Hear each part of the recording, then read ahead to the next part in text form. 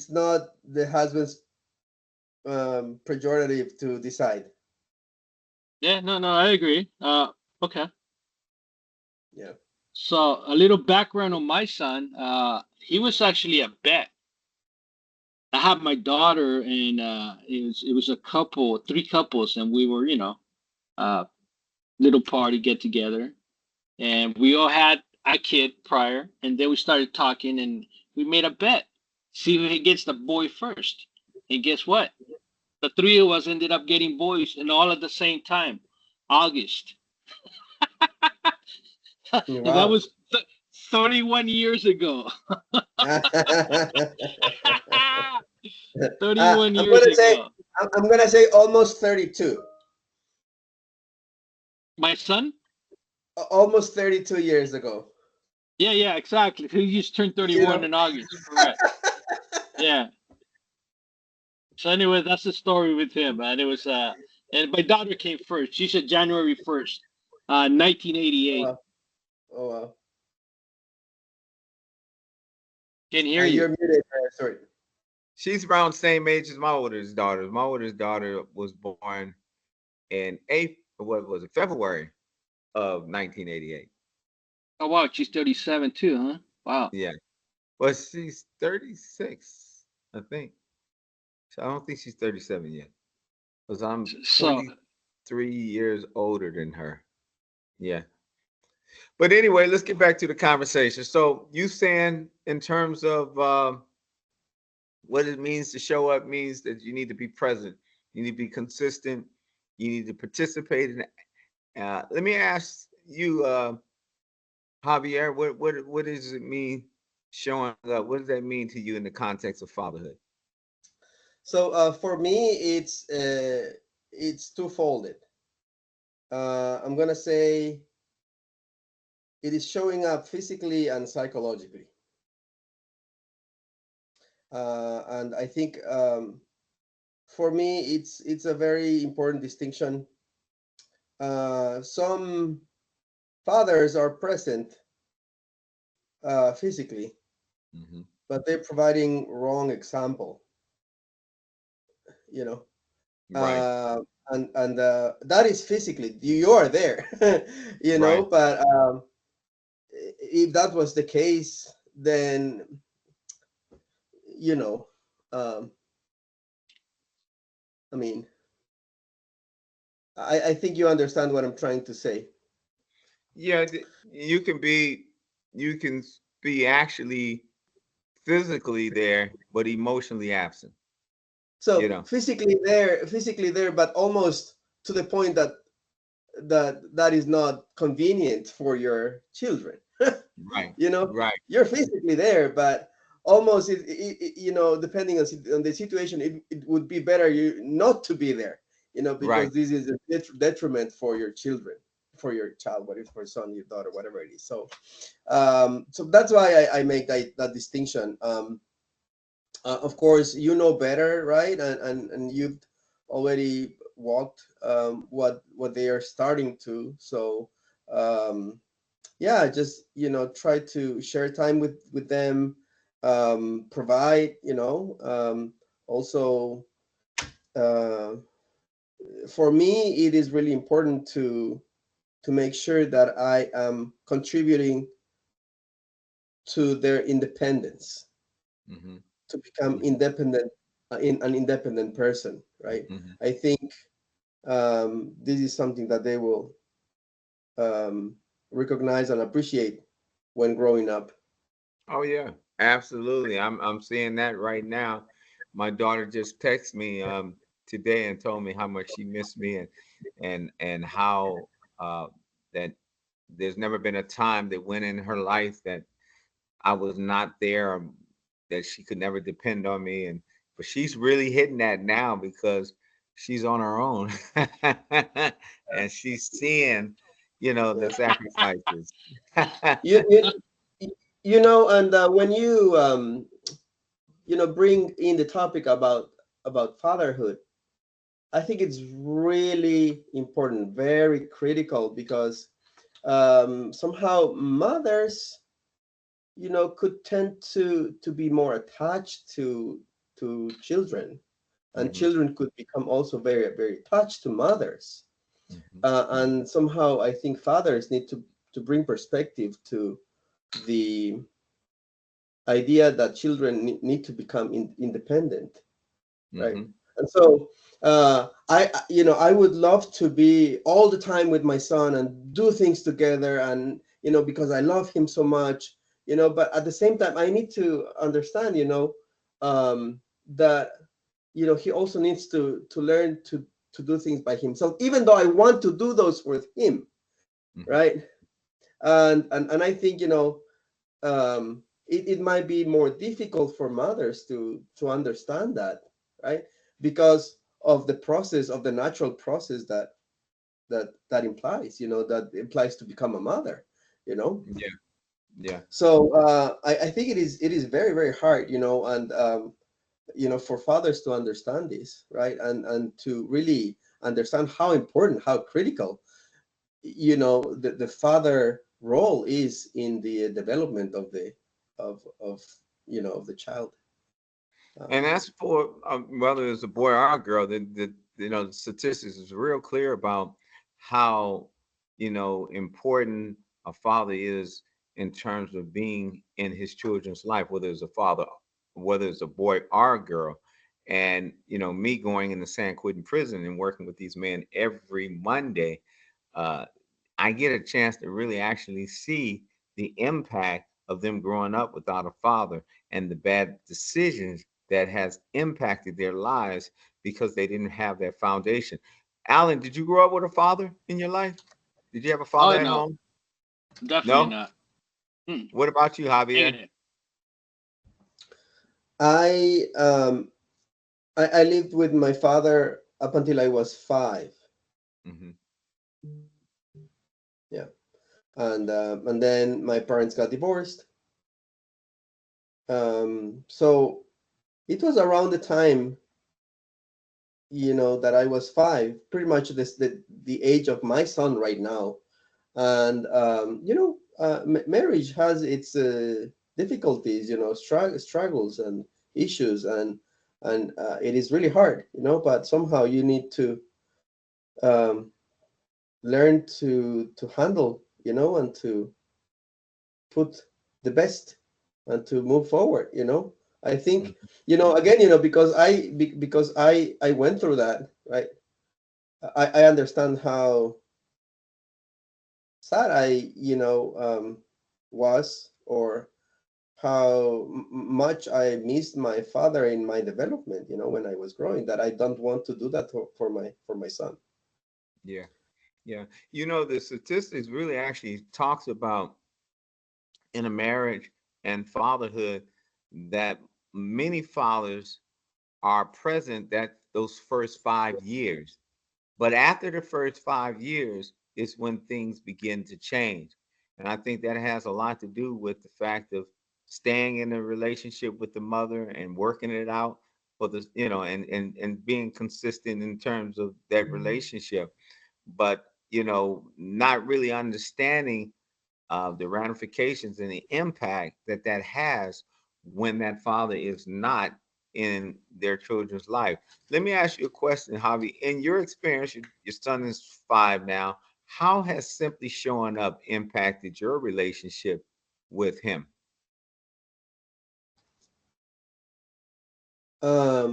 What do you mean by simply showing up? Being there, being present, making sure that Oh, he's okay. provided So by for. simply showing up. Okay, Yeah. okay. So I think that he understands that that the family has some kind of structure, that there's mom, and then there's dad, right? Um, I, I need to understand that, his primary point of contact is mother, right? And that's okay, that's really good. That's actually really good, in the development of children. They need to have a primary person, for children. It's mom, right? But that's okay, I think that he understands that there's that as well, and he will, with time, understand that mom and dad are both um, meeting a very specific role. For him, I think structure, right? Of course, showing him um, like a model, right? How to What are the dynamics of having a family, right? Mm-hmm. Um, the other day, I was very surprised and amazed about a conversation that I was having with him. He said, when I grow up, I am going to work and I am going to provide like you provide for me and my mother. Mm. That's what he told me. Because Leading by example. my That's what happens. Yeah. You're you know modeling that. Yeah. exactly. So I was like, yes, yes, and if I was not there, then maybe children learn other things, right? But then then again, if the father is not there, then they are missing on those teachings that children may have when they're growing up, right? Very important teachings, that very core lessons, life lessons that are later ingrained in their way of seeing things. It's that fundamental, and a lot of guys that's locked up in prison have made some real bad decisions. When you have these conversations with them, they would tell you, I never had a father. I never really had somebody to tell me the difference between right or wrong. And I ended up allowing the streets take the role of my father. And then I start making some bad decisions. What about you, Alan? In your experience, how has simply showing up impacted your relationship with your son? Well, your children Oh, in general. we're bonded. We're real tight. I mean, we communicate. Even now as adults, there's some research out there stating that once the kids become adults, 18, 19, 20, they kind of fly on their own wings and they spread and they don't communicate with the parents as Hmm. much as they used to. And personally, my experience with my daughter and my son, just like you were mentioning earlier, talking about your daughter, she's now in her own little world out there, but she still calls you and misses you, etc. Priceless, Hmm. priceless. Because I got to see my son today at 5 in the morning, uh, talk about work, talk about relationship, future plans, etc., etc. And I know for a fact you have other individuals the same age as my son and they don't have that relationship, maybe That's because right. of the father or maybe because they went in separate ways. And as a father, as you're doing right now, Javier, it's the same thing. I mean, it's just that bonding, and I call it more a foundation, a foundation of having the wife and the glue that puts everything together. And as of Hmm. right now, it's great relationship. Yeah. And this is from an individual that was not raised by a father, you know. Hmm. Hmm. And earlier you were talking about individuals that are incarcerated right now, and unfortunately they took the wrong path. Hmm. That the friends and the actions that they take, and also the decisions that they made. I grew up in the mission district. We all had that opportunity. Hmm. Unfortunately, some of them went the wrong way, and there's some of us that kind of have a different path. Hmm. And yeah, of course, there was other adults in the way, but eventually is our decision. That's You know, right. That's right. and so yeah, getting back to my son and my is it's that foundation, and that what I didn't have as a kid or the father that I never had, I was able to provide with my daughter and my son, and just give them that experience. I wasn't perfect, but I was there. Like you were talking earlier, I was there for most of the events. And earlier, Javier mentioned something about being physically there, Hmm. and and and we have a conversation. I'll give you an example. I was in the industry for 32 years. Javier, I was a construction inspector, bridges, high risers, et cetera, et cetera. And our schedule's different. We don't have your 9 to 5. We have 6 hours, 6 days, 10 hours, 12 hours a week. It doesn't. Every day is different. Sometimes you would be sitting with the family, like right now, Halloween, watching a movie. You're physically there, but mentally you're not. I don't know Mhm. if you guys understand that. Oh yeah, absolutely. Okay, so uh because there's a lot of stuff going on in your head. You got to work on Monday, you got to do this, you got to do that, etc., etc. The doctor here, medical here. I mean, it goes on. It doesn't stop. Okay, now let's bring that whole scenario to the present. Now I can sit down and watch a movie. Nightmare Before Christmas. I think that's the name of that movie. Does Hmm. does anybody ring a bell in that movie? Yeah, I You remember do? that one. Yeah, yeah. Okay. They've been watching that movie's 30 years old. Okay? And Wow. they've been watching that movie for 30 years. And most of the time I've been sitting there watching that movie. But I wasn't watching that movie. I was just sitting there, Hmm. right? Hmm. So just about 2 weeks ago, I told my wife because she has a list of all these Halloween movies. I said, "Let's watch that movie." Right? Well, guess what? I watched the movie, and so I was able to sit down and go through the whole movie that they've been watching for 30 years, right? Hmm. And so then I was talking to my son, right? And I said, because now he's working a lot of hours too. And I go, buddy, so we were having these conversations about movies and working and scheduling, et cetera, et cetera. He goes, I relate to you, Dad. He goes, now I'm working a lot of hours. And his wife took him to the movies to watch a very funny movie, theoretically, right? Hmm. So they're in the theater, right?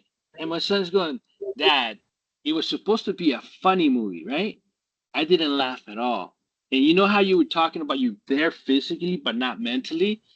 Now I'm starting to understand that.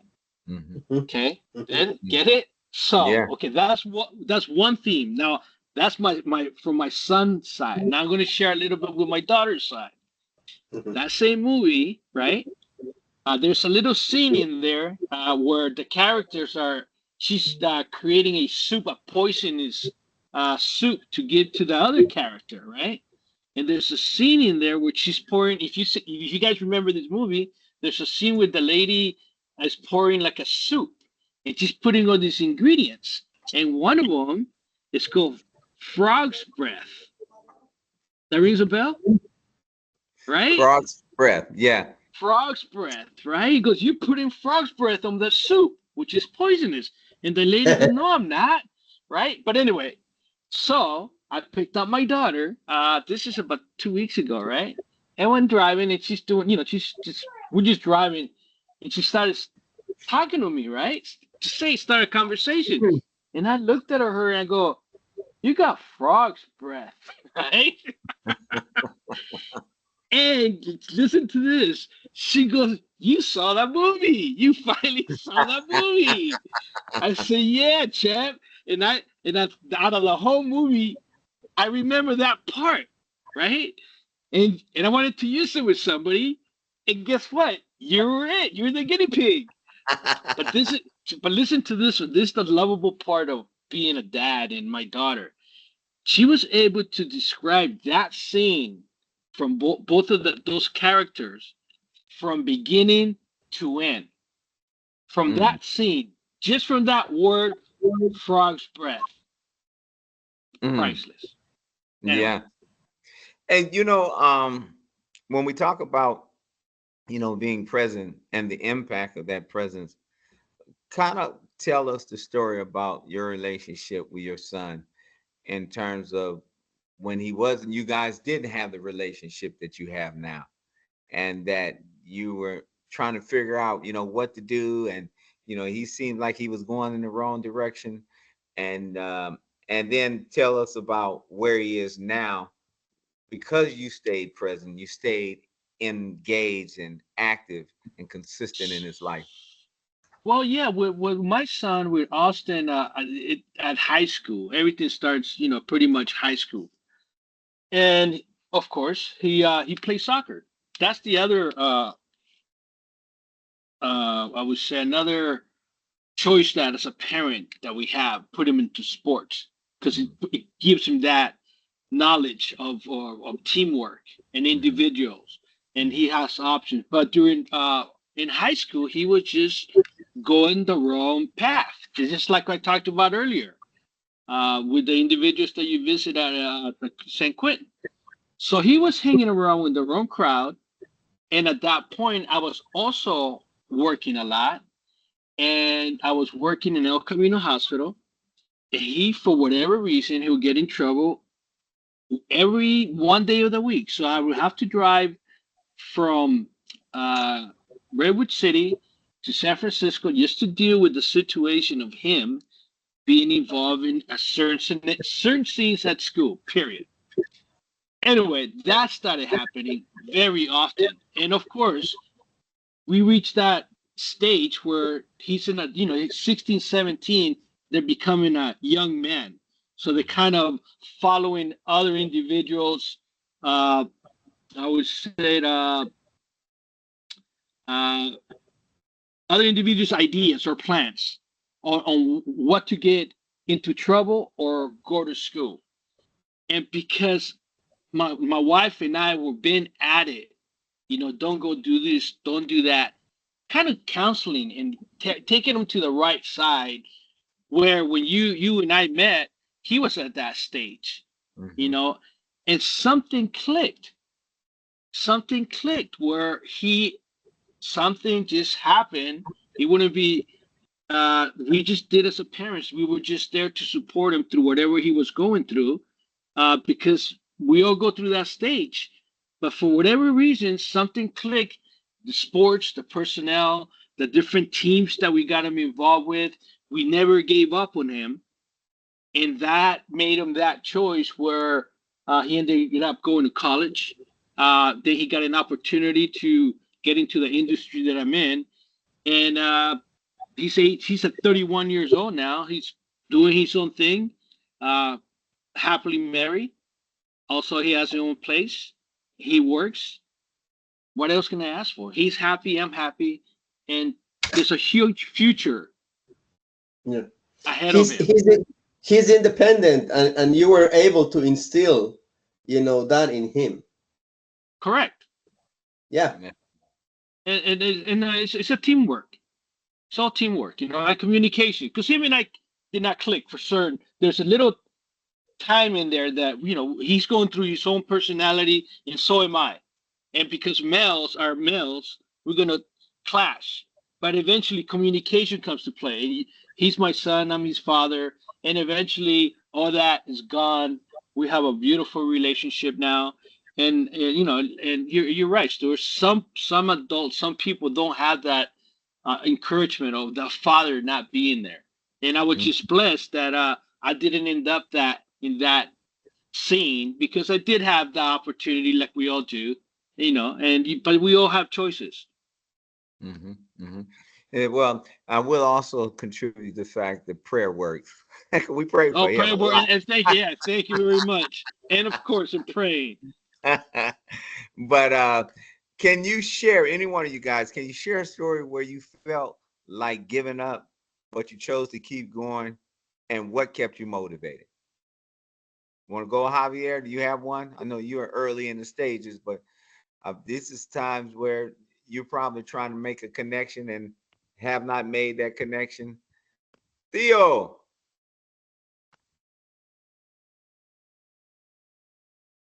Good evening, everybody. this is Theo. Theo is coming in from Canada. Oh wow, Canada, Theo, how are you? Happy Wednesday. Same to you. But go ahead, Javi. Um. Hmm.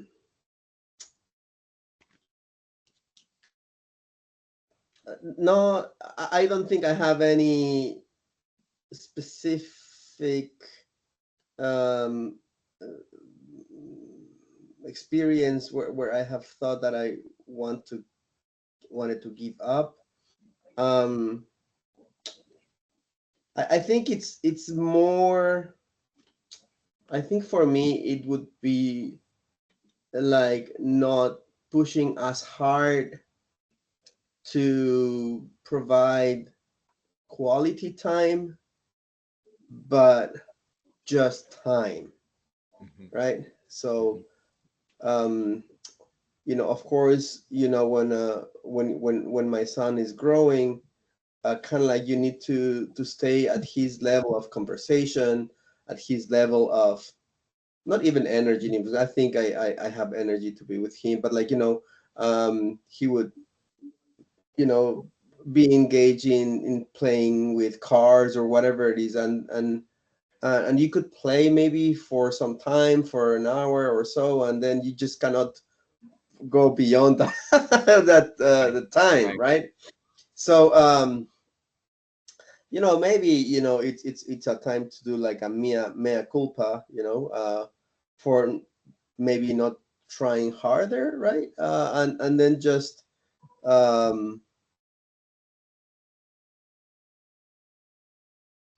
changing to activities that are less concentration or effort required from the father side, from my side. Like, for example, it's easier just to say, let's watch a movie, or let's listen some music, because your engagement is not as a 100% when you're actually like playing with toys with your son. So that's my experience, right there.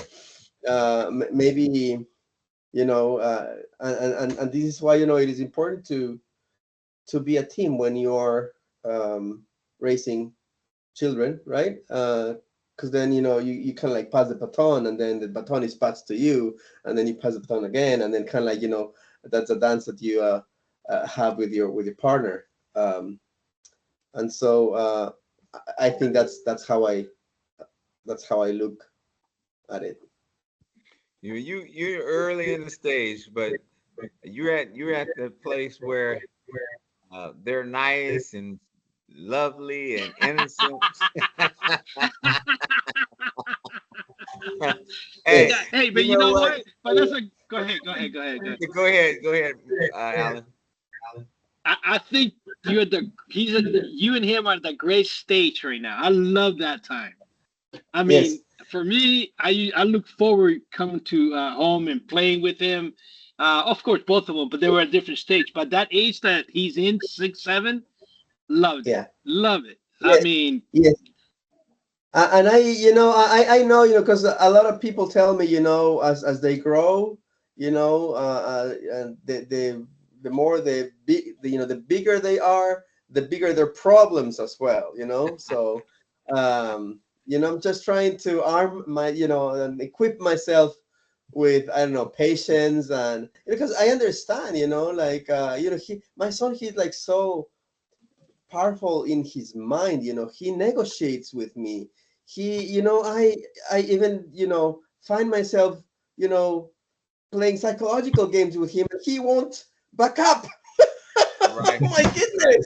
you right. know he's so strong. So kind of like, at this point, I'm still physically stronger than him, right? And I can you know get my voice to a higher pitch than him, even higher tone than him.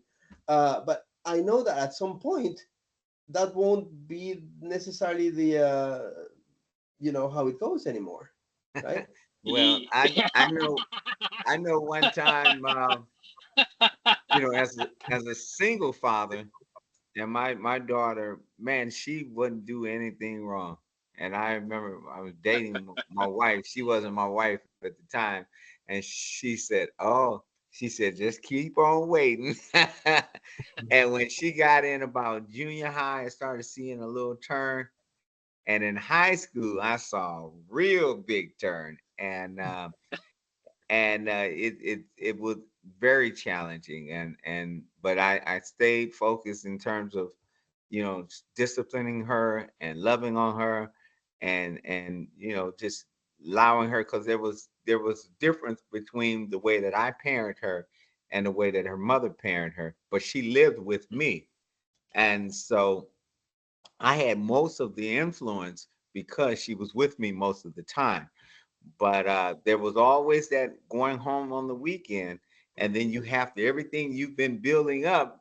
and you have to go back and do it all over again. That's one of the Wow. Wow. disadvantages of co-parenting. Hey, I want to ask you, Theo, you have a son, right? Yeah, Uh, two son, Can two son, can two you son. share a story when you left? Uh, a story when you probably felt that you want to give up, you didn't want to keep going, or if so, what was the motivation that kept you motivated? I think the motivation was I looked at myself and I put myself at a place where I said to myself, no matter what it is, um, I brought these kids to the world. I don't want them to suffer. But once you start thinking that way, on the other side, with the with their ex, that's not what they are thinking. Once they decide that they're going, that's it. No matter what you say, it is what it is. But up until today, I don't even know why we went our separate ways. Hmm. Um, After the whole process, I went through quite a lot of challenging times because I had my other son who lived in um, another province in Canada, who I was also supporting because my salary was being garnished here, and then this one too was, so it was tough, but I never gave up. Hmm. I never gave up. I put myself out there. Look here, you did what you had to do. It has nothing to do with the kids. Hmm. It has everything to do with you taking care of your business. That's right. Because at the end of the day, if you have to follow what some women do, you tell yourself, "Mm-mm, no, no, no, no, no, no, no. That's not my place." That's why a lot of people are apprehensive getting into relationships, more so into marriages and stuff like that. Yes, a whole lot of men have come to the realization that, you know what, society has accepted that any slip up on the part of the man, they will not even come to sit down to judge us what happened. There's the absence of that what happened there. But even if people come to find out what happened, so what? Hmm. Hmm. The problem is still there. The problem, it's not a problem. The duty there, or the responsibility for you to take care of what you have to take care of is there. So Hmm. on my part, it was non-negotiable because there were Hmm. times where I had to walk to work. And I never told anybody. Nobody knew what I was going through. Hmm. But I was okay because I was determined to never give up and to Hmm. hold on to it and yes go. And today it's paid off. Unfortunately, the one in Montreal passed away, but Oh, I'm sorry.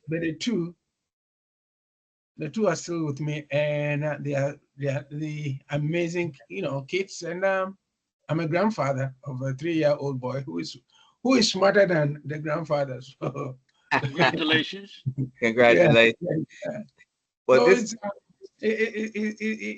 I never even thought about it. Even right now, as you speak, my ex, we are the best of friends, and she is not as friends, but she comes here with a you know, child, and my wife is here, and you know, after that, what? We are no longer together, and if I no, so it's the mindset that we cultivate that makes us who we are. But honestly, I never thought of giving up. I went Yeah. through it, and I've lived it.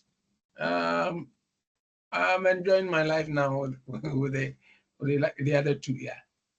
Yeah. Yeah. Here's the thing, and it's interesting because I've been down that road twice that Theo's been, and then you two are married, so you have two family homes, which is interesting because you both grew up without dads, and you're committed to your children and actually making a difference in terms of changing that narrative or even that historical piece where you grew up. Because a lot of guys, man, they grow up without fathers, end up be Mhm. missing fathers as well.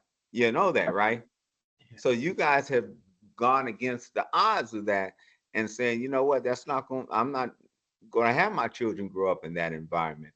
And then, we don't get to pick and choose because trust me, I've always wanted to live with my kids and their mother, but it Hmm. just didn't work out, man. And then it got bad. And it's funny that you said what you said, Theo, because my wife and I was just having a conversation because my daughter's coming home for Thanksgiving.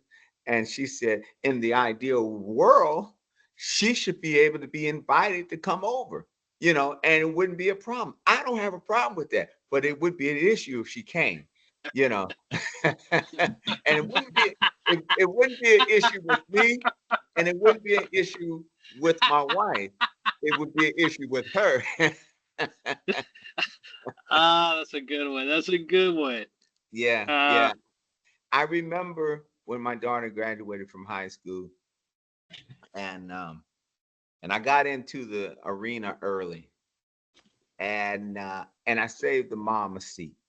And now, about time her mom came into that arena, she would have been sitting way in the back. But I made sure that she sat with me, my mother, my brother, his wife, and my son, because I wanted my daughter to be able to look out from where she was on the stands and be able to see her mother and her father and her family, because that's her family. That's what she should be able to see. And you think she would have probably said, "Well, thank you," but that never happened. Um, the next. she did, but you just don't remember. It was all mentally. Oh, was that what it was? It was a mental. Yes, yes. It was Hey, mentally, Jan, Stuart. So Hi, Stuart. How are you? I'm doing well. I got Alan here and Javier. It's a pleasure Javier, to meet you both. pleasure. Happy Wednesday. now Awesome. Jan runs a show called the The Blue Blue Sky Sky Show. Show, and I've hosted her show. Matter of fact, I just hosted her show last week. And so they've been doing this. They reached over 150 countries on their radio station live from Canada. And they have all Wow. kind of conversations. And they've been gracious enough to allow me to have conversations about Oh, fatherhood to Oh their wow. audience out there. Yeah. well, So actually, Javier, Stuart is I'm part of Love Bay family. He's been very modest. He's been with us since we start, from inception. So Stuart is family. So I'm very honored when he does my show. It gave me a break and it also boosts my show. So there you go. And while I have you online with these two wonderful gentlemen, there's a show I have coming up on November 2nd. It's with Dr. Sugi. She's on the TED Expo and all these different type shows. So not necessarily putting you on the spot, but it would be great for you to have that conversation with her. on the second, November 2nd. Yeah, I have to talk to my wife and see of course, of course. because I know we're actually we're going out of town. I've learned as a father, and Javier, this is good news to you, uh to make sure you take a break and get away. And I know Right. you do that. I know in the summer you go away, which is good, and you go away with your family, which is so I'm actually going to Hawaii on November 5th. Oh, And so we'll be there for about 10 days. So I'm working hard all the way up until that time, Oh, and then we're gonna take time. But so I'll talk to her and I'll get back to you. yeah, but that's too short anyway. But there are other shows always. Hey, Theo, I didn't get a chance to ask you. Growing up, did you grow up with a father? no, I didn't. I was young when um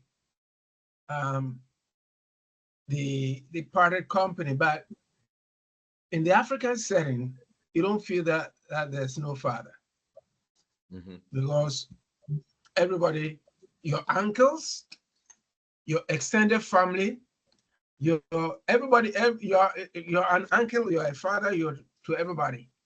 So Mhm. you cannot go out of your way to go and do some stupidness. No.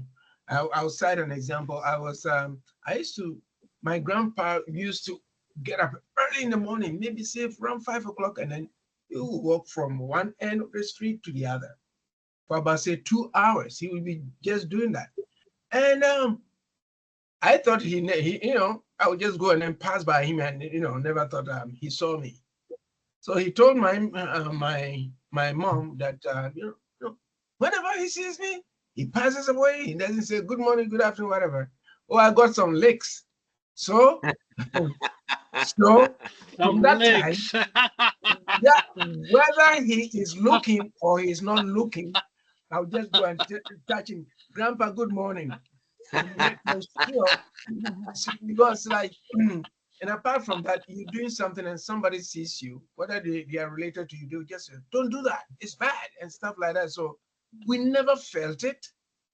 And again, in the African setting too, one thing that a lot of Africans, most African brothers will say that, oh, I never grew up with my father or something like that. Culturally, it also played a part where we didn't get to know our fathers properly because it was an assumption. It was just that hey, your father is coming. If your father is coming from outside, oh, your father is coming. So everybody's like, you are terrified. You're sitting down, you're making sure that you haven't done anything bad, right? So we grew up that way. But so the only person who brought us together was the mom. So if you had a problem, you had to go through your mom and then do that. And looking at it as an adult right now, it was bad. It was really, really, really bad. It kept us from our fathers.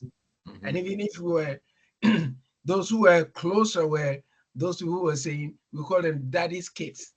Mhm. You know, in high school, where I went to boarding schools and boarding schools and stuff like that. But daddy's kids, they come, they are well, that they'll bring cars, bring them to the boarding school during the semester, and then take them. Those are, and you were from a modest family, so those kind of stuff also had an impact on us. Oh yeah. But at the same time, we were very adventurous. We made our own toys Christmas time. It was fun. Right now, the kids, if they don't get a toy, that's it. We were adventurous. We made our own toys. We Mhm. enjoyed that kind of a lifestyle. I wish we could go back Mhm. because today, I don't think we think, oh, the kids are enjoying. No, whether they are fathers or not, it's fraught with danger because the cell phone is playing a part in there, social media is playing a part in it. The fathers are losing control. So basically, I didn't have it, but I was so content with it. I never felt it because even if I go home, I call my uncles and my brother, my big brother, who's alive. God, when I grew up with him, he was working for the federal for the government in a big position. So wherever he was transferred to, I was with him. So I grew up like like my dad. He gave me everything. He actually, without him, I wouldn't be sitting here, right? So, and then the other family members also contribute to the upkeep of everybody and stuff like that. So, whether the father figure is there, not the father figure is in the house, outside of the house, and within the community. So Mhm. you cannot go out there and then do go and do something stupid because you'll be whether the person knows you or not, they can punish you. Oh yeah, Absolutely. yeah. Yeah. My last example will be I quite remember where I was. It was a 7 Day Adventist compound. One of the largest in West Africa. They had the training college, the secondary school, they had primary, they had middle school and stuff like that. And in the primary school, we were just close by this this man who had a very beautiful house and he had a flower garden. So the teachers were saying, okay, we are going to have a flower over there. So everybody should bring a plant or sell a flower or something like that. And I made a mistake, not knowing some of the kids were going to steal from this man's flower garden. And I was the unlucky one. The man grabbed me, said he was going to make sure that my mother knew, or oh my God, even the mere mention of that killed me. And he did. And when I went home, I got some licks too. I was punished. So we knew limits. Mhm. Even though the father figure was in there, we knew our limits, how, where to go, what to say, where not to go, to be respectful.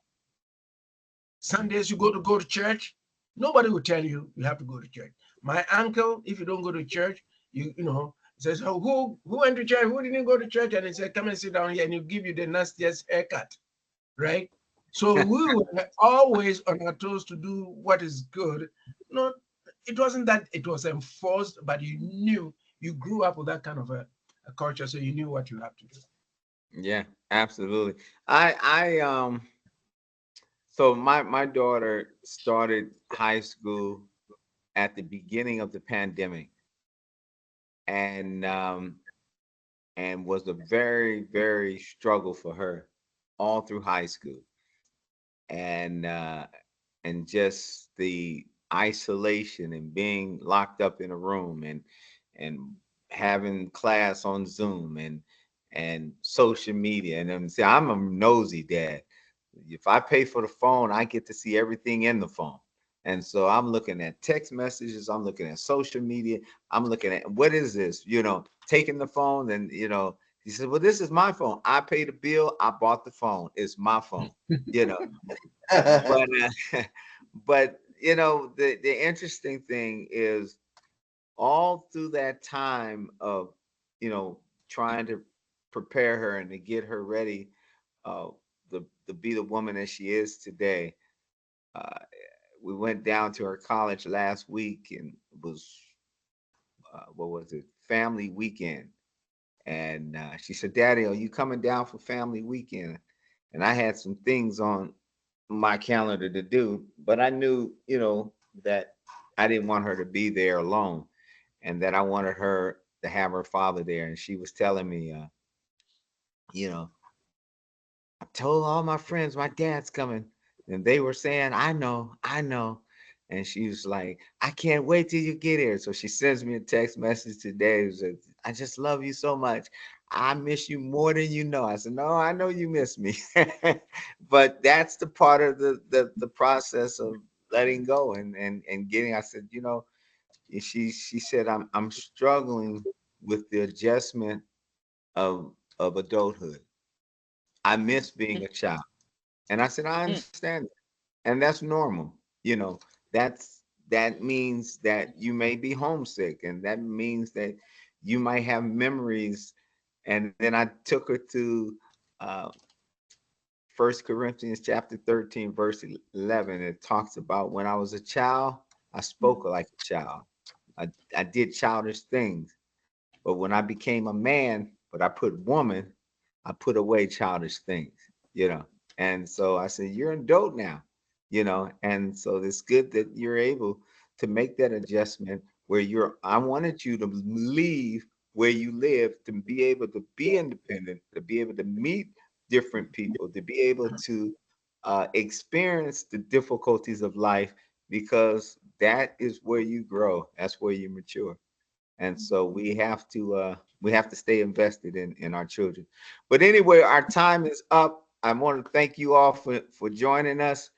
um, Periodically, I'm gonna keep having these type of conversations, because I had a guy came in my office the other day, lived in Washington State, and he was torn up.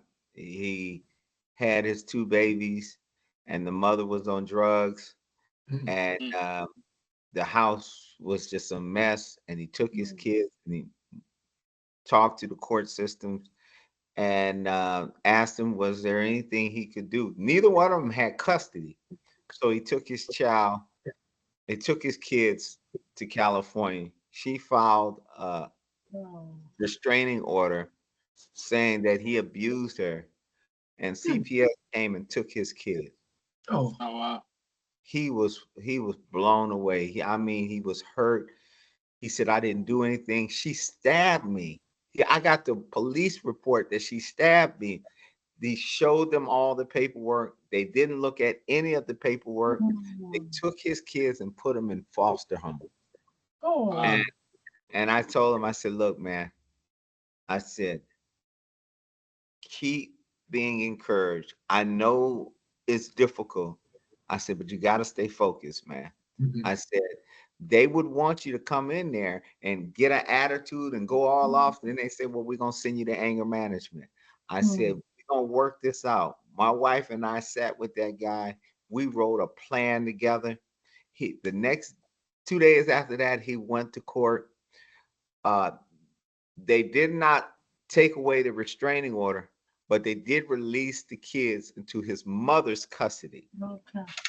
2 days later, he went to the on a Zoom call in Washington State, and they gave him back the custody of his children. Good. Wow. Great. He called me. He said, Dr. P, he said, I got my babies. I got my babies. And I mean, you just don't understand Mhm. how intentional the system is designed to keep the man from having that relationship with his child. His seed, his child, and he has all the paperwork and the proof to show it, and they won't look at anything. And so uh, he gave us hope, gave us a success story to let him know that he said, "Man, he said I could have never done it without you." But there's some men that don't have man to man. There's some people that, you know what, they go ballistic if you take their kids, and then they catch a case, and then they go to jail, and then the children grow up without a father. Yeah. So we got to keep this conversation going. So I appreciate you all joining. This For has You been know, a sure. Stuart, I just want to say one thing. Thank You know, Dad had a frame in our home. It said, "What's a home without a father?" It's such a deep frame now that I think about that. But you know, sorry I'm joining so late and couldn't It's be part of okay. the conversation. But great topic. thank you, Thank you. everybody. It was a pleasure, Javier and everybody else. Janice, Stuart, Okay. Thank thanks for you, the Austin. Yes, invitation. thank you, Happy everyone. Wednesday, Yes, sir. and we'll keep in touch. Yes, All sir. right. See you. All right. Take care. All Yes. Thank right. Bye. you. Bye. Bye-bye. Bye. All right, our Javier. You've been with me all day, man. So this has been Yes, good. I yes, appreciate yes. you joining me today. You Um, know, I just feel so